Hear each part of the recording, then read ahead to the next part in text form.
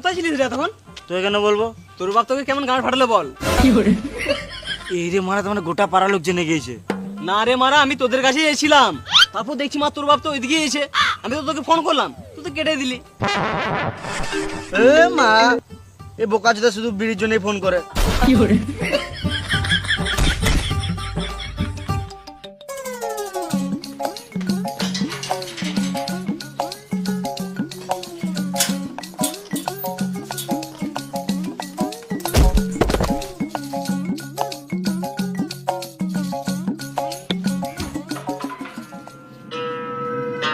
ये हाथ हमको दे दे ठाकुर। ये हाथ हमको दे ठाकुर।